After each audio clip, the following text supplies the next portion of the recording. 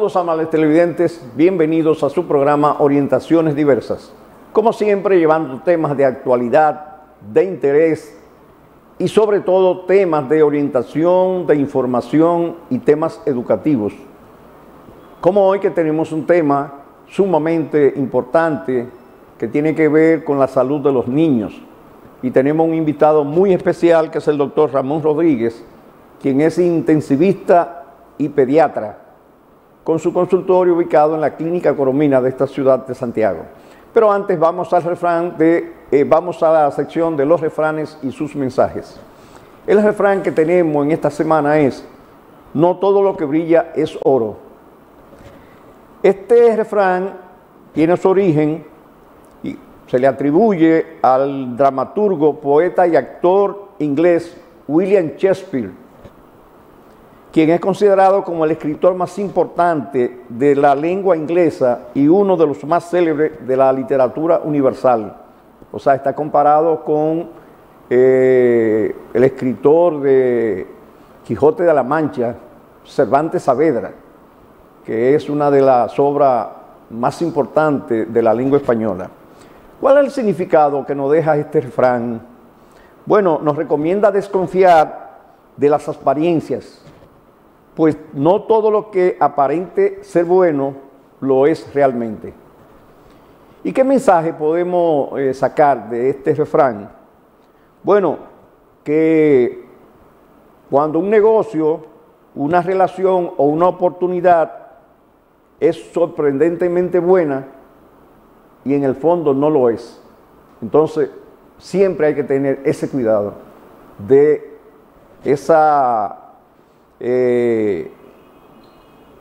esos negocios o esa relación que se le presenta con mucha apariencia de bondad y en el fondo no lo es.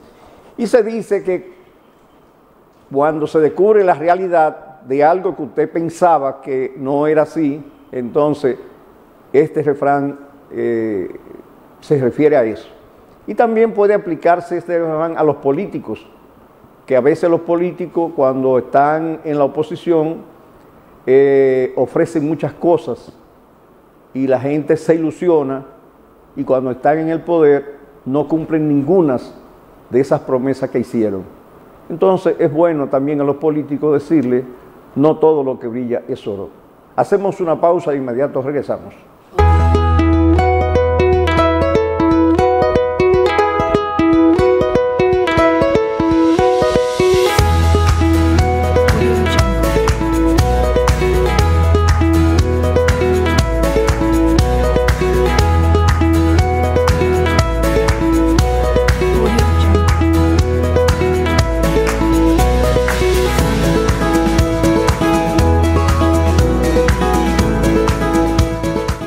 Ya Santiago tiene lo que hacía falta, un lugar especial para el mejor cuidado de su vehículo. Car House Dominicana, venta e instalación de gomas nuevas al mejor precio, venta y cambio de aceite, filtro de aceite, de aire y de cabina, alineación y balanceo computarizado, venta de todo tipo de accesorios para su vehículo, con un personal sumamente especializado. Estamos ubicados en la avenida 27 de febrero 267, carretera Santiago Tamboril, frente a Plaza Alfa, teléfono 809-810-2220. Y si usted no sabe inglés, despreocúpese, pregunte dónde está la casa de su vehículo, que es lo mismo que decir Car House Dominicana. Desde niños soñamos con ser héroes. Queremos hacer el bien, ayudar a los demás y salvar vidas. Y, ¿sabes qué? Existe una forma muy sencilla de hacerlo: donando sangre. Desde donantes.com.do te brindamos la plataforma perfecta para que esto sea una realidad. Así que, ¿por qué no convertirte en un héroe de verdad? Dona sangre y ayúdanos a hacer del mundo un lugar mejor.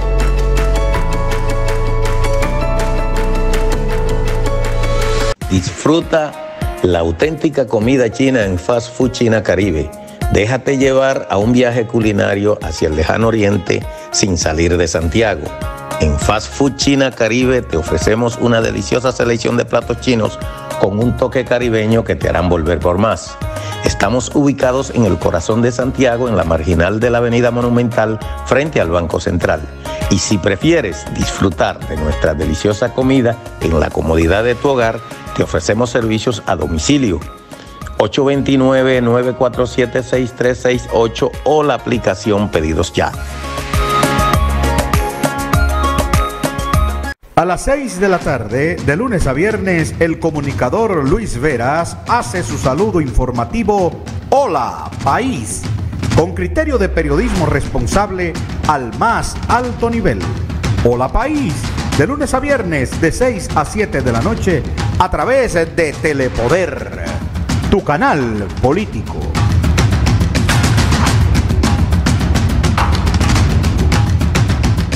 H&M Rencar, renta de vehículos modernos a precios asequibles. Si vienes del extranjero, te recibimos en el aeropuerto. Llama ahora al 829-837-6000.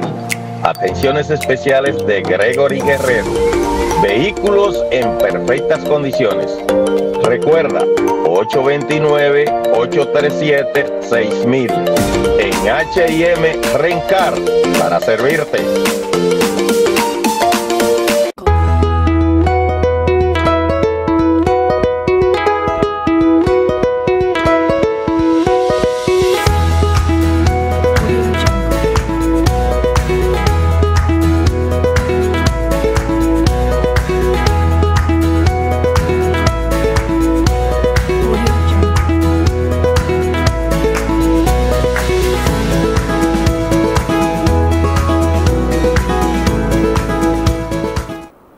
Estamos de nuevo con ustedes en su programa Orientaciones Diversas. Hoy con el tema de las infecciones respiratorias. Y tenemos con nosotros al doctor Ramón Rodríguez, quien es intensivista y pediatra, con su consultorio ubicado en la Clínica Corominas de esta ciudad de Santiago de los Caballeros. Saludos, doctor. Bienvenido a nuestro programa. Buenas. Para mí es todo un placer estar aquí presente con ustedes. Muchas gracias por la invitación. Y aún más sabiendo que esto va a llegar a una gran parte de nuestra población y sabiendo también que lo que vamos a debatir el día de hoy va a ser un granito de arena para prevenir y tratar condiciones que tienen niños en nuestros hogares. Comenzando con las preguntas, las inquietudes, doctor, ¿qué podemos decir? ¿En qué consisten las infecciones respiratorias? Ok. Las infecciones, sea donde sea que se originen, ocurren cuando un germen, que puede ser un virus, una bacteria o un hongo, agrede una zona de nuestro cuerpo. En el caso de las infecciones del tracto respiratorio, ocurren cuando este germen incide en las vías respiratorias, que en la práctica médica, para nosotros, dependiendo de la localización, es la gravedad. Porque las vías aéreas se dividen en dos partes: el tracto superior, que se da por encima de lo que nosotros llamamos horquilla external, ese huesito que se ve en el cuello. Todo lo que está por ahí arriba regularmente tiene mejor pronóstico, y de ahí para abajo vía aérea inferior. Entonces, cuando un germen agrede allá abajo, regularmente hay consecuencias más severas, pero todo lo que ocurre en el tracto respiratorio que tenga detrás un germen, virus, bacteria o hongo, es una infección del tracto respiratorio. Una interesante explicación. Saludos. Claro. Saludos, Alberto. Y saludo, doctor, porque a él se le olvida saludarme a veces. Eso es normal, porque nos vemos frecuente. Sí, se ven todos los días. Doctor, pero yo entiendo que esa es una explicación bien entendible, y qué bueno que usted habla en un lenguaje llano. A propósito, me gustaría que ilustre a los amigos televidentes sobre cuáles son las infecciones de vías respiratorias más comunes, y cuál es la sintomatología para que la gente pueda identificarla. Muy bien. Miren, las infecciones más comunes, así como se la dividí hace un ratito, suelen ser las infecciones del tracto superior. ¿Cuáles son las infecciones del tracto superior? Bueno, principalmente en lo que nosotros llamamos resfriado común. El resfriado común es cuando un germen, regularmente son los menos agresivos, principalmente viral, se aloja en las zonas más externas de las vías aéreas y ocasiona manifestaciones regularmente molestas, pero no graves. Entre esas manifestaciones está la congestión nasal, la tos, el estornudo y dificultad para respirar, que suele ser leve, porque suele deberse a que hay mucosidad en la vía aérea superior. Eso es lo que nosotros más vemos, tanto en los consultorios como en las emergencias. Las manifestaciones que suelen llevar a los niños para la emergencia, que tienen infecciones del tracto respiratorio superior y también inferior, suelen incluir la fiebre. Regularmente la madre suele quejarse de que el niño ha estado haciendo fiebre. Entonces, eso suele venir acompañado de las manifestaciones que le comentaba, y regularmente la madre se queja de que el niño le está tosiendo de noche. ¿Por qué la tos nocturna? Bueno, porque cuando el paciente está en sedestación, cuando está acostado, regularmente es un poquito más difícil permeabilizar la vía aérea porque el moco se acumula por gravedad y eso dificulta un poquito el paso del aire. Y también la madre se queja de que el niño no puede llevar a cabo actividades físicas que antes llevaba a cabo, como su actividad en el colegio y eso, principalmente por la congestión, la fiebre y demás. Entonces eso suele ser lo que suele llevar al niño a la emergencia. Hablando de fiebre, doctor, sí. Usted sabe que hay muchos parámetros, pero las madres no saben cuándo acudir al médico, sí. Y entonces cuándo debe preocuparse en caso de fiebre. Está bien. Un profesor que ustedes también conocen, el doctor Julio Cabrera, suele mencionar que en República Dominicana somos muy fiebrefóbicos. Regularmente la gente de este país le tiene mucho temor a la fiebre. No está mal el respetar la fiebre, pero que se sepa que la fiebre como entidad no es el principal factor agravante. No suele ser lo que pone al niño malo, contrario a la creencia popular. Es un aviso. Suele ser un aviso de que está pasando algo y que la mayoría de las veces es una infección lo que hay detrás. Lo que nosotros como médicos tomamos más en cuenta a la hora de que un niño llega a nuestra emergencia con fiebre, suelen ser los síntomas agregados. Y entre esos síntomas agregados, bueno, es lo que nos orienta a pensar qué es lo que está provocando esa fiebre.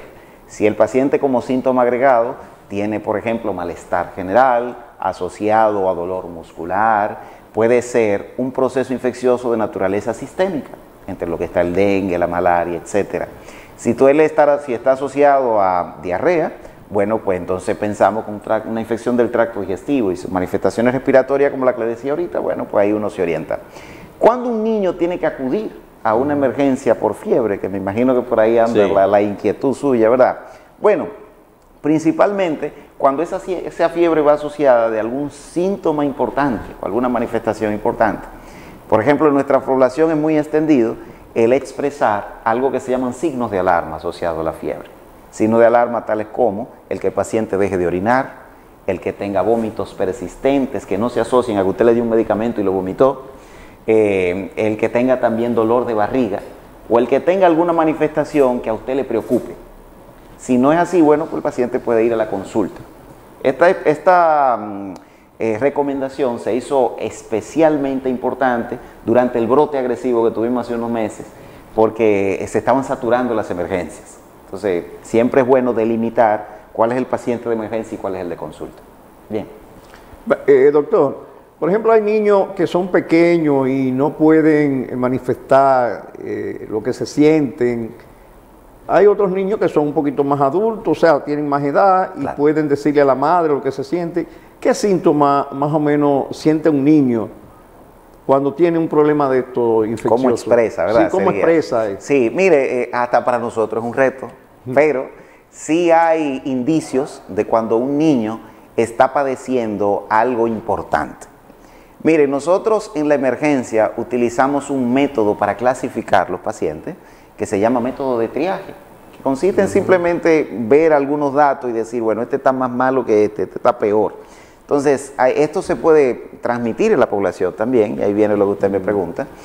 Hay un signo muy importante que la población debiera tener como ahí presente siempre, y es el llanto incoercible, cuando el niño llora y no se puede consolar. Porque cuando el niño llora y no se consuela, es que lo que está detrás es importante.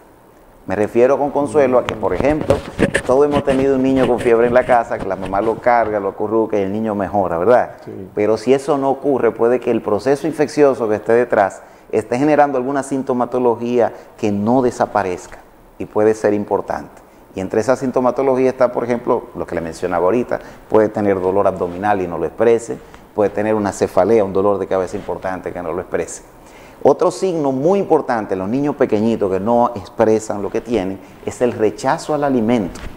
Y el rechazo al alimento en un niño con llanto inconsolable, que llega con fiebre a la emergencia, suele ser un niño de una enfermedad de envergadura, hasta que se demuestre lo contrario.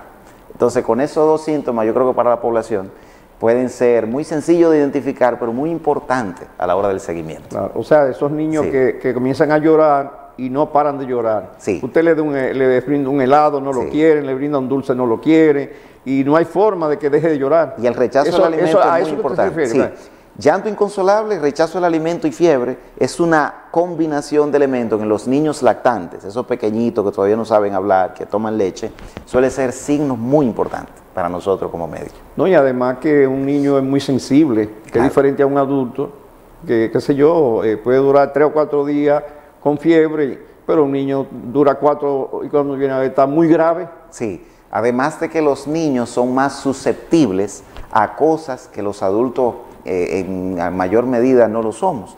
Por ejemplo, hay algunas infecciones que en usted y en mí pueden ser algo muy sencillo, pero en un niño muy pequeño cuyo sistema inmunológico todavía no se ha desarrollado del todo, puede ser algo muy importante. Sí, Sí, por eso las madres tienen que tener mucho cuidado. claro, claro. Doctor, yo agregaría algo que usted no ha mencionado, Sí, pero yo, como un ciudadano común, no pediatra, sí, porque no tuve la oportunidad de estudiar medicina, cuando un niño inquieto, ya más grandecito, usted lo ve muy tranquilo y que tiene fiebre, hazlo paso. claro. La hipoactividad es otro signo, incluso se considera un signo de alarma. La hipoactividad del niño que no interactúa con su entorno suele estar asociado a que a lo mejor el proceso infeccioso repercutió en su sistema nervioso central. Y Así eso es. suele ser un signo de gravedad también, como bien usted menciona. Sí, señor. Muy bien. Y en ese sentido, doctor, las infecciones más comunes a nivel de vía respiratoria que Sí. se presentan y Sí, como les decía, las infecciones más comunes son las del tracto superior. Y dentro de las infecciones del tracto superior, la que nosotros más vemos en emergencia son el resfriado común y la faringoamigdalitis. De las infecciones agresivas, las más importantes son las neumonías. Y esas son las que yo suelo ver en cuidado intensivo. Pero las que la población más presenta cuando acude a la emergencia son las otras dos. o sea que esas requieren internamiento Sí, generalmente. nosotros como médicos tenemos criterios para internar los pacientes. Y entre los criterios se encuentra, por ejemplo, el que el paciente no tolere la vía oral, porque los medicamentos en el hogar se le dan tomados, ¿verdad? Si no puede tomar, entonces debería que ponérselo intravenoso. También que el paciente tenga alguna comorbilidad, que sufra de otra enfermedad, y eso contribuye a la gravedad de la situación. También que el paciente tenga un cuadro infeccioso que se haya extendido. Un proceso infeccioso, por ejemplo, de vía superior que se extendió a la vía inferior y tuvo manifestación importante, bueno, pues requiere un tratamiento más agresivo. La mayoría de los procesos infecciosos de vías respiratorias se tratan en el hogar, pero hay unos cuantos casos que incluyen estos datos que yo le comentaba que nosotros internamos. Sí. Correcto. ¿Y cuáles son, doctor, las complicaciones más comunes relacionadas con las infecciones respiratorias? Muy bien. Con relación a los niños. Sí, con relación a los niños. Mire, lo más común, lo que nosotros solemos ver en una infección de vía del tracto superior que se agrava y amerita internamiento o amerita un tratamiento más agresivo del previo, suele ser la extensión del proceso infeccioso. Un proceso infeccioso que inició en vía superior, por ejemplo, una faringoamigdalitis, que repercuta en otra zona de la vía respiratoria o en otro órgano. También otras complicaciones que ya son un poco más agresivas y son las que me tocan a mí, es cuando alguna zona aledaña presenta algún problema. Por ejemplo, en el lugar donde los pulmones se mueven con normalidad, ese espacio que se llama espacio pleural, que es donde ellos se mueven, puede acumularse pus o puede acumularse aire porque puede presentar alguna apertura el pulmón como consecuencia de la pérdida de la distensibilidad, esa capacidad de ensancharse. Se puede romper, permitir salida de aire y hacer lo que nosotros como médicos llamamos un neumotórax. puede hacer también derrame, acúmulo de líquido o acúmulo de pus, como yo le comentaba antes. Regularmente lo que nosotros vemos con más frecuencia es que el proceso infeccioso se extienda. Otra cosa que puede ocurrir es que aún en niños que no como dice la población regularmente, se aprietan del pecho, aún en niños que no son asmáticos, puede haber broncoespasmo, que es que el propio cuerpo, intentando evitar que el proceso infeccioso se acentúe, cierra las vías aéreas y eso contribuye a que el paso del aire sea peor. Y también puede verse que niños con neumonía tengan broncoespasmo asociado. Eso suele ser lo que vemos como Doctor, usted como intensivista, indiscutiblemente que tiene campo abierto para ver diferentes patologías. Sí. Y hablando de una patología que realmente afecta a la población y es una gran preocupación, que es el dengue. ¿Cómo está en la actualidad en la región el dengue? Sí. Yo diría que el dengue nunca se puede quedar cuando uno habla de niños, porque el dengue es una enfermedad inherente de nuestro país, es un problema que muchas veces, como es un problema que siempre está y cuya incidencia varía con el tiempo, muchas veces toma diferentes matices hasta políticos y muchas cosas. Pero tenemos que tener como población presente que el dengue es una enfermedad que forma parte de nosotros y todos debiéramos conocer bien la enfermedad. Por ejemplo, el dengue es una enfermedad que presenta un brote bianual. Si usted mira la historia de la enfermedad, cada 2 años hay un brote de dengue. Regularmente años impares son años de dengue. Eso ocurre porque cada 2 años aparecen niños nuevos vulnerables a la enfermedad. Y los niños que padecieron dengue regularmente tienen anticuerpos que los protegen contra todos los serotipos durante los próximos 6 meses. Entonces eso hace que siempre haya un año de por medio en el que el brote disminuye un poco. El año pasado fue año impar, fue año de dengue, fue un año en el que tuvimos un brote muy agresivo, mucho más agresivo que el periodo anterior en que tocaba el brote. Y ese brote, regularmente los brotes de dengue duran 7 meses. Inició en agosto el pico agresivo y la proyección era que en marzo empezara a mermar un poco. Lo notamos. En las emergencias disminuyó un poco la incidencia de la enfermedad, gracias a Dios. Eso se nota en que la tasa de internamiento bajó en todas las clínicas, pero el dengue sigue siendo un problema. Nosotros tuvimos aproximadamente 23.700 casos reportados en el brote en el que estuvimos viviendo, pero tener en cuenta que regularmente enfermedades como el dengue los números son mayores a los que se ven. ¿Por qué? Porque la prueba de dengue no tiene un 100% de capacidad de detectar el virus. Y además, no a todos los niños que hacen un cuadro febril se les hace prueba de dengue. Entonces, el brote es mucho más grande regularmente que lo que se ve. Entonces, ahora mismo estamos viviendo un pequeño declive, pero casos graves siguen presentándose. La semana pasada tuvimos uno en cuidado intensivo y en el hospital tuvimos otro, por ponerle un ejemplo. Esa es la situación actual. Excelente, excelente. Yo creo que eso le puede servir de orientación a la población. Y a propósito, sería interesante, sabemos que la fiebre es el principal síntoma y que las madres de una vez que el niño tiene fiebre, lo primero que le dan es acetaminofén. Acetaminofén, correcto. Porque es el genérico que utilizan. Claro. Pero también el acetaminofén o paracetamol en alta dosis es tóxico. Entonces nos gustaría que usted oriente a la población en ese sentido. Mire, volvemos de nuevo a lo que le comentaba ahorita. Nuestra población es fiebrefóbica. Y la gente tiene 2 creencias que no siempre son las más favorables.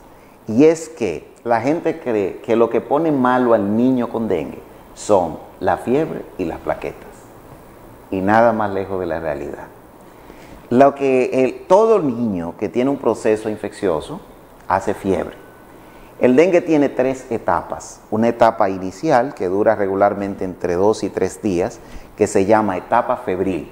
Y esa etapa el niño hace fiebre y hace malestar general, porque en esa etapa se liberan muchos mediadores inflamatorios en sangre que son los responsables de generar la respuesta ante la enfermedad. En esa etapa, regularmente el niño no presenta complicaciones graves y la mayoría de los niños en esa etapa podrían tratarse en el hogar, tratarse la fiebre e hidratarse. Luego de esa etapa la fiebre suele caer y paradójicamente ese suele ser el momento en el que la enfermedad se pone más grave. Entonces, ¿por qué se pone más grave en ese momento? Porque esa etapa que se llama etapa crítica se caracteriza porque el niño empieza a extravasar. ¿Qué es extravasar? Empieza a salir líquido del lugar donde debiera estar. El líquido debiera estar formando parte de la sangre dentro de los vasos sanguíneos. Ese líquido que se llama plasma. Entonces, cuando hay dengue y otras enfermedades que se caracterizan por extravasación, ese plasma no está en su sitio, sino que se sale a terceros espacios. Ocurre algo muy parecido a cuando usted le pica una avispa en una parte de su cuerpo. Los mediadores inflamatorios que usted libera ahí, bueno, pues hacen que el líquido se salga y se hinche, ¿verdad? Sí. Bueno, pues en el dengue eso ocurre a gran escala y el líquido sale en muchas partes del cuerpo a la vez. Entonces, habiéndole explicado eso, ¿qué es lo que pone grave al niño por dengue? Lo que lo pone malo es que se salga mucho líquido, porque el líquido que se sale compromete al corazón, porque ya no tiene con qué trabajar. Además de que los órganos donde se acumula ese líquido no trabajan bien, porque si los pulmones se llenan de agua, pues no trabajan bien. Si alrededor de los riñones hay demasiada agua, lo aprietan y no trabajan bien.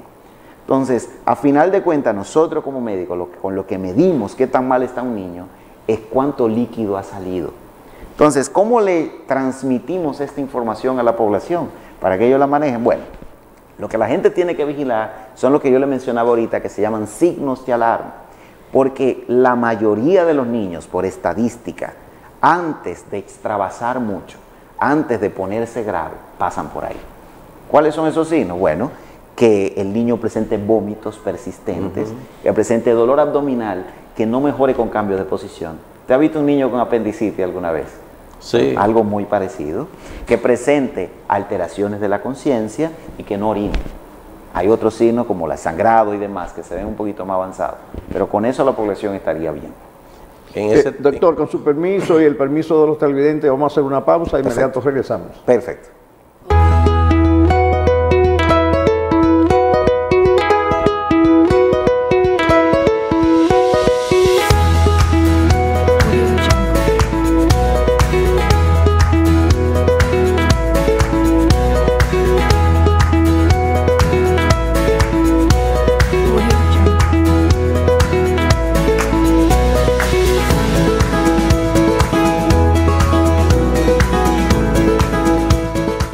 Ya Santiago tiene lo que hacía falta, un lugar especial para el mejor cuidado de su vehículo. Car House Dominicana, venta e instalación de gomas nuevas al mejor precio, venta y cambio de aceite, filtro de aceite, de aire y de cabina, alineación y balanceo computarizado, venta de todo tipo de accesorios para su vehículo, con un personal sumamente especializado. Estamos ubicados en la avenida 27 de febrero 267, carretera Santiago Tamboril, frente a Plaza Alfa, teléfono 809-810-2220. Y si usted no sabe inglés, despreocúpese, pregunte dónde está la casa de su vehículo, que es lo mismo que decir Car House Dominicana. Desde niños soñamos con ser héroes. Queremos hacer el bien, ayudar a los demás y salvar vidas. Y, ¿sabes qué? Existe una forma muy sencilla de hacerlo: donando sangre. Desde donantes.com.do te brindamos la plataforma perfecta para que esto sea una realidad. Así que, ¿por qué no convertirte en un héroe de verdad? Dona sangre y ayúdanos a hacer del mundo un lugar mejor.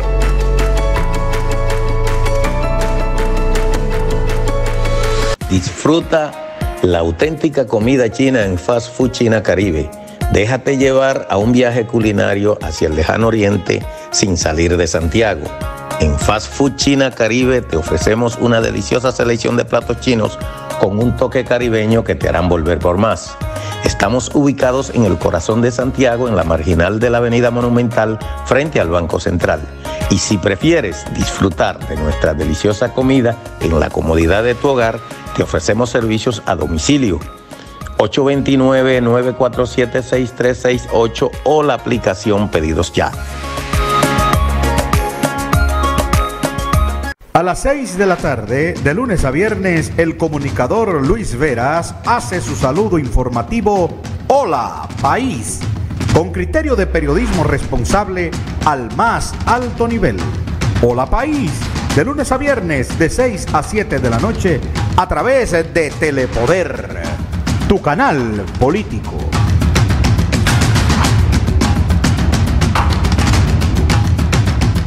H&M Rencar, renta de vehículos modernos a precios asequibles. Si vienes del extranjero, te recibimos en el aeropuerto. Llama ahora al 829-837-6000. Atenciones especiales de Gregory Guerrero. Vehículos en perfectas condiciones. Recuerda, 829-837-6000. En H&M Rencar, para servirte.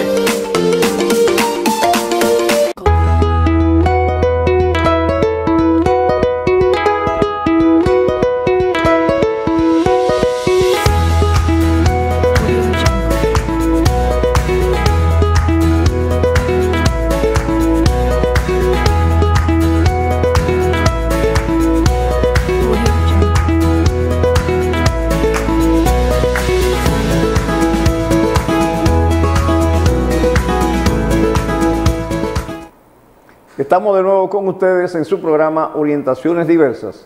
Hoy con un tema tan interesante, que es el tema de las fiebres, los problemas respiratorios en los niños, con el doctor Ramón Rodríguez. Doctor, hablando de fiebre, ¿cuándo se puede decir que la madre debe preocuparse cuando el niño presenta un cuadro febril? ¿En qué momento debe ella preocuparse? Mire, la razón de preocupación de la fiebre, y la población tiene que estar clara en eso, porque como yo le dije ahorita, hay algunas enfermedades que son inherentes de nuestro país, entre ellas el dengue. La gente sabe que el dengue baja la plaqueta, pero no sabe cuando un dengue está malo. Entonces, cuando un niño tiene fiebre y tiene un cuadro importante, enfatizando de nuevo lo que dijimos ahorita, cuando hay un signo de alarma asociado. Esa información es la más valiosa de todo lo que vamos a decir el día de hoy. En signo de alarma asociado es cuando hay, como le comentaba ahorita, dolor abdominal persistente, cuando hay náuseas y vómitos que no tengan que ver con que usted le dio algo en ese momento, que se presenten 2 o más ocasiones en una hora, que el paciente deje de orinar. ¿Cuánto es dejar de orinar? Cuando no orina en 6 horas. Eso es preocupante. Y cuando el paciente tiene alguna alteración de la conciencia, alguna manifestación de sangrado, etcétera, pero esas manifestaciones regularmente son tardías. Las que se presentan en una etapa temprana son las que le comentaba al principio. Entonces, si hay un signo de alarma asociado, hay que llevar, porque hay una enfermedad sistémica hasta que se demuestre lo contrario, y entre ellas está el dengue. Sí, pero a veces, por ejemplo, la madre le toma la temperatura al niño, sí, y resulta que está en 40 grados. Sí. ¿Eso no es una alarma? Mire, la gente entiende que el nivel de temperatura hace que los niños convulsionen. Pero ¿qué pasa? Nosotros sabemos, los médicos, principalmente nosotros en cuidado intensivo, los neurólogos pediátricos, que lo que genera una convulsión, para que se genere una convulsión tiene que haber 2 elementos. Primero tiene que haber un niño susceptible, que no todos los niños son susceptibles a hacer convulsiones. Y segundo, lo que genera la convulsión no es el nivel, sino el cambio de temperatura. El que haya un cambio agresivo y en poco tiempo. Por eso ya está en desuso el enfriar al niño rápido. Antes cogían agua de la nevera, agua de la llave y bañaban al muchacho inmediatamente. Eso le hace daño entonces. En realidad no es lo correcto, a pesar de que es una conducta muy extendida en nuestra población. Lo correcto sería, en caso de que yo quiera utilizar esa estrategia, es utilizar agua templada. ¿Qué es agua templada? Un agua que esté a la temperatura normal. Exacto, no puede ser agua que tenga una temperatura similar a la del paciente, para que se dé un mecanismo de conducción de temperatura. Nuestro cuerpo funciona como un radiador, el cómo cambia la temperatura es como un radiador. Cuando nosotros aplicamos agua muy fría, nosotros generamos vasoconstricción, los vasitos sanguíneos de la piel se contraen y nos da la falsa percepción de que la temperatura ya cambió, pero dentro nuestro cuerpo sigue caliente.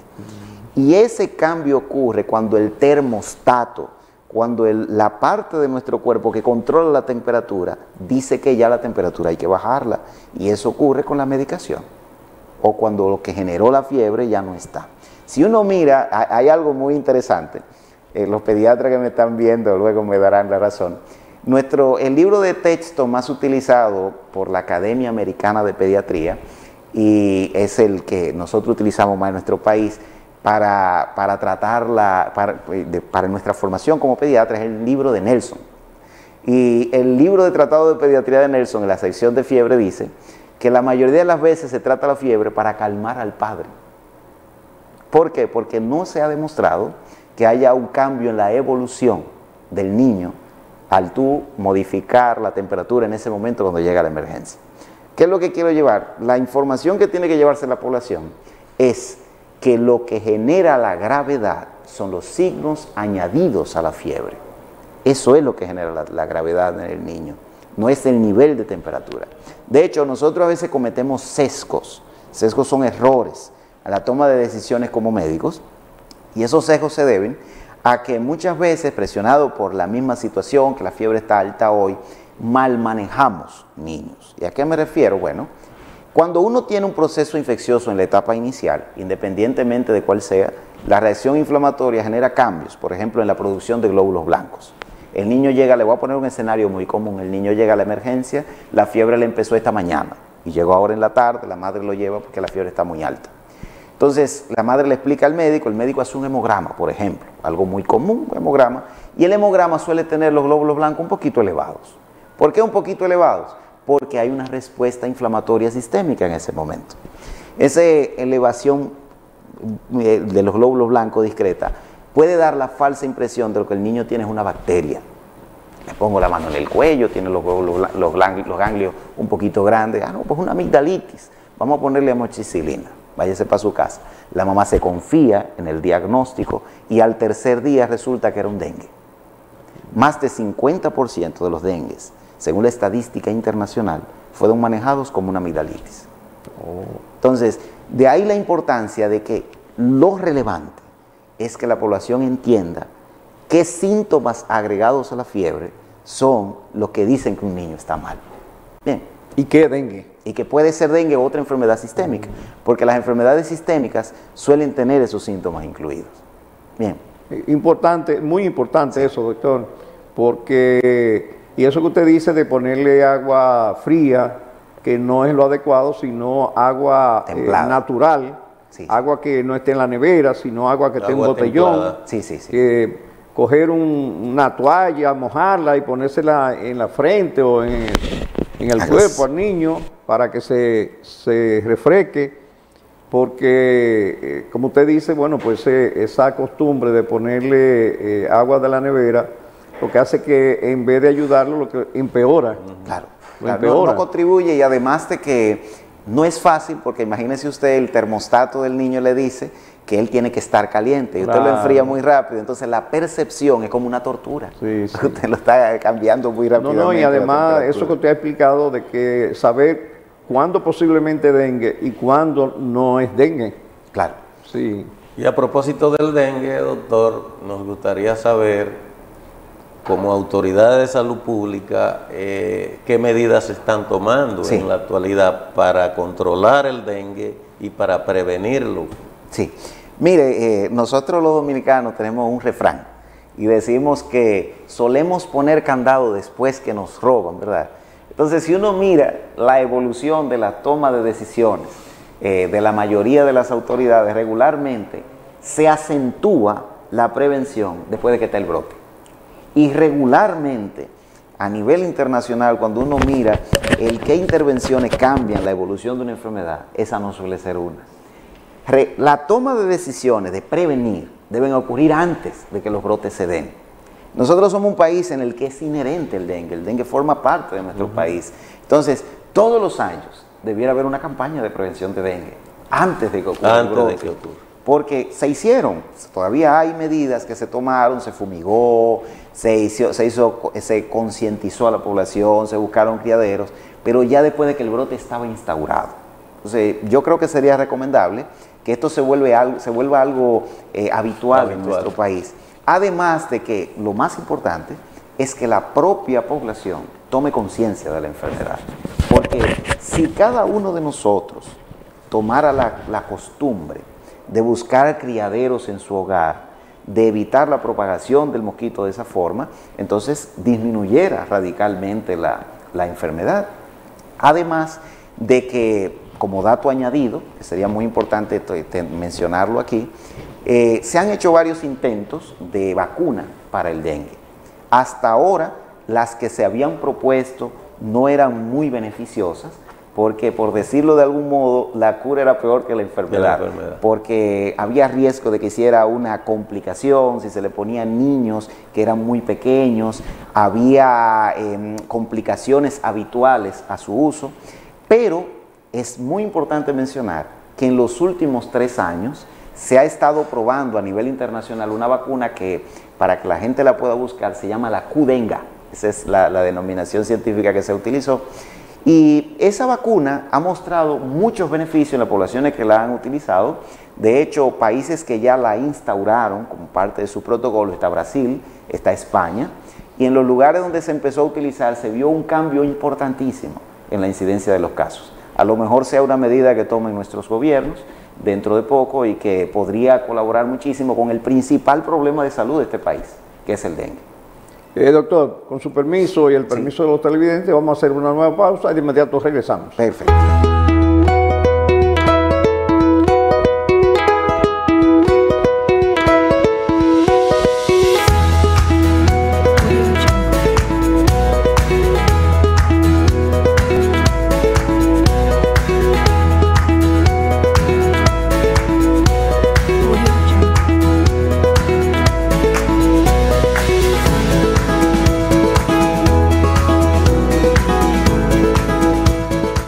Ya Santiago tiene lo que hacía falta, un lugar especial para el mejor cuidado de su vehículo. Car House Dominicana, venta e instalación de gomas nuevas al mejor precio, venta y cambio de aceite, filtro de aceite, de aire y de cabina, alineación y balanceo computarizado, venta de todo tipo de accesorios para su vehículo, con un personal sumamente especializado.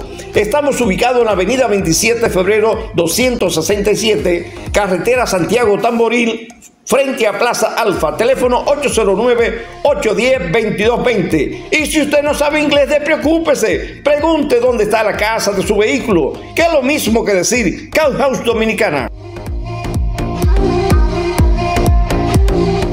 Desde niños soñamos con ser héroes. Queremos hacer el bien, ayudar a los demás y salvar vidas. Y, ¿sabes qué?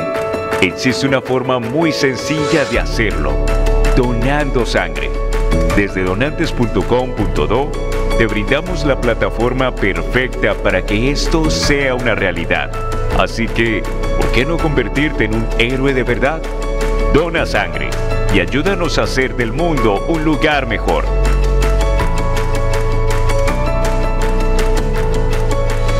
Disfruta la auténtica comida china en Fast Food China Caribe.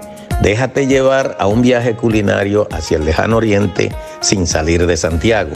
En Fast Food China Caribe te ofrecemos una deliciosa selección de platos chinos con un toque caribeño que te harán volver por más. Estamos ubicados en el corazón de Santiago, en la marginal de la Avenida Monumental, frente al Banco Central. Y si prefieres disfrutar de nuestra deliciosa comida en la comodidad de tu hogar, te ofrecemos servicios a domicilio. 829-947-6368 o la aplicación Pedidos Ya.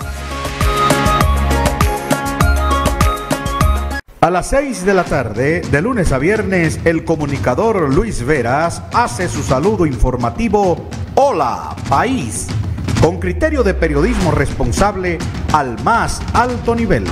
Hola País, de lunes a viernes, de 6 a 7 de la noche, a través de Telepoder, tu canal político.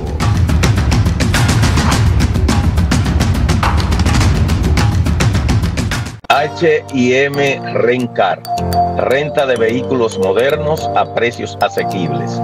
Si vienes del extranjero, te recibimos en el aeropuerto. Llama ahora al 829-837-6000. Atenciones especiales de Gregory Guerrero. Vehículos en perfectas condiciones. Recuerda, 829-837-6000. En H&M Rencar, para servirte.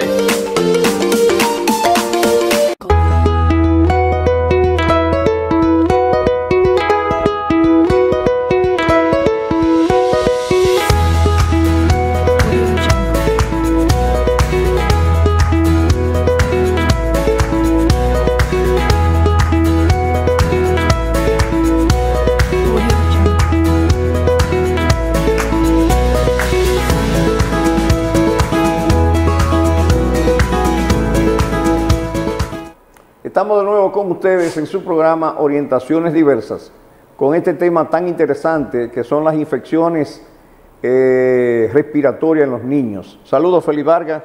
Hola, magistrado Mirabal, doctor. Un placer. Un placer aquí, bienvenido a nuestro programa, Gracias, una nueva gracias. edición. Gracias. Y con respecto a las infecciones que estamos, y continuando con respecto a las infecciones, doctor, querríamos que nos tratara sobre las infecciones gastrointestinales, cuáles son las características que la pueden producir y principales síntomas, doctor. No, usted acaba de hacer el capicúa de la emergencia, porque la emergencia son 3 cosas: fiebre, diarrea y problemas respiratorios.